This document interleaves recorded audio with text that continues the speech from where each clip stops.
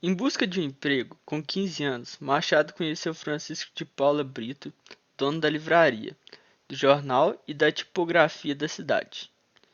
No dia 12 de fevereiro de 1855, a Marmota Fluminense, jornal editado por Paula Brito, trazia na página 3 o poema Ela, de Machado de Assis.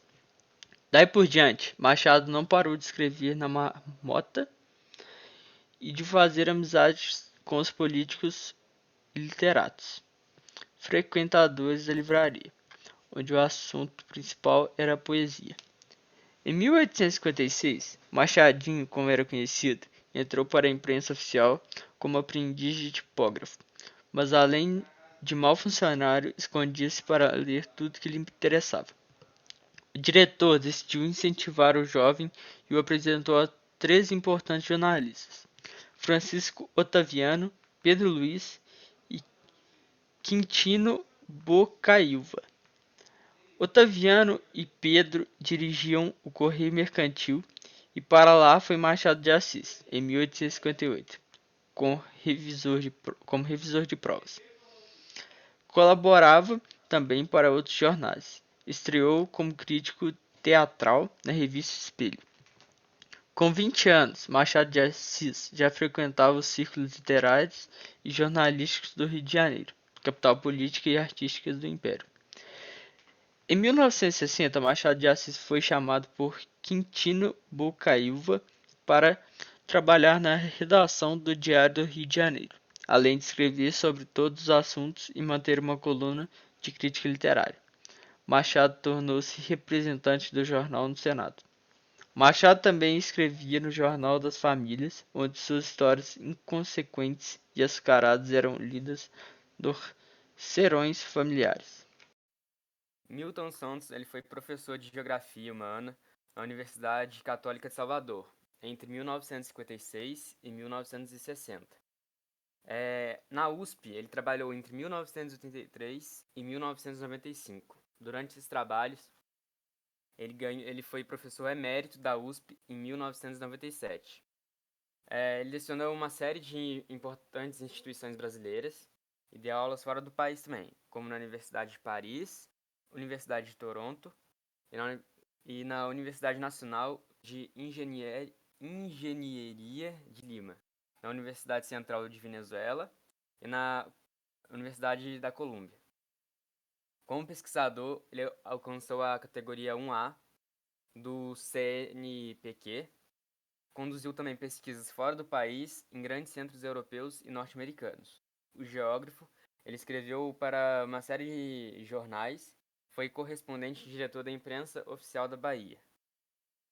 Ocupou alguns cargos políticos importantes, como chefe da Casa Civil da Presidência da República, no estado da Bahia, presidente da Fundação Comissão de Planejamento Econômico da Bahia e membro da Comissão Especial de Constituição Estadual, onde ficou responsável por redigir um anteprojeto em 1989.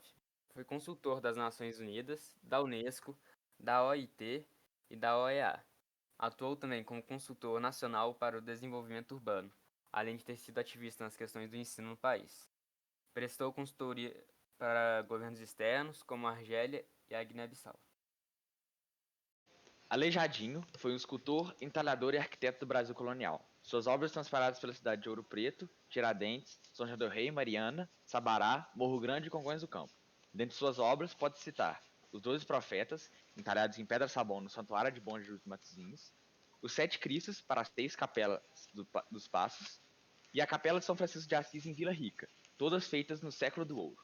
Em Minas Gerais, na primeira metade do século XVIII, as construções religiosas eram, sobretudo, de igrejas paroquiais e, para evitar o contrabando de ouro, o governo impôs que só permanecessem na capitânia os padres que realmente prestavam assistência aos paroquianos.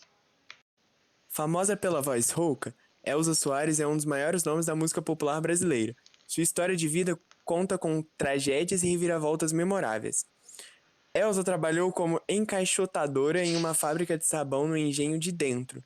Em 1953, ingressou na vida artística ao fazer seu primeiro teste na Rádio Tupi, no programa de calouros Ari Barbosa, tendo ficado em primeiro lugar. No início da carreira, também trabalhou na orquestra Graran Bailes, como croner, até 1954.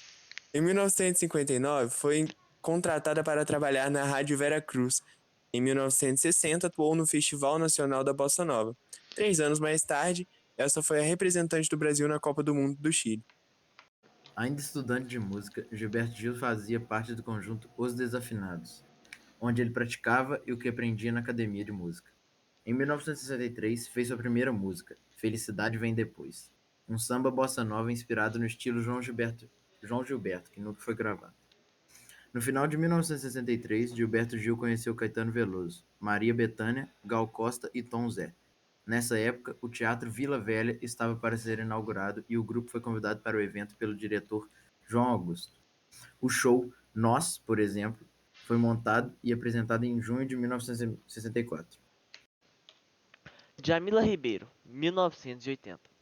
Djamila traz à tona o racismo estrutural, que é a herança dos tempos de escravidão e que condena, até os dias de hoje, a população negra a um determinado lugar social, com piores índices de desenvolvimento humano e fora dos espaços de poder. A ativista fala sobre um sistema social onde o poder judiciário, ao invés de se manter isento, está profundamente relacionado com a polícia, muitas das vezes favorecendo os militares e condenando jovens negros sem as devidas provas. Djamila, nesse contexto, desafia, por exemplo, a repensarmos enquanto sociedade as formações que são dadas aos policiais militares. A escritora sublinha na sua luta que, em 1888, foi assinada a Lei Áurea libertando homens e mulheres da escravatura, depois de praticamente 4 séculos de escravidão, mas sem nenhum tipo de preocupação com o que seria a inclusão dos negros na sociedade.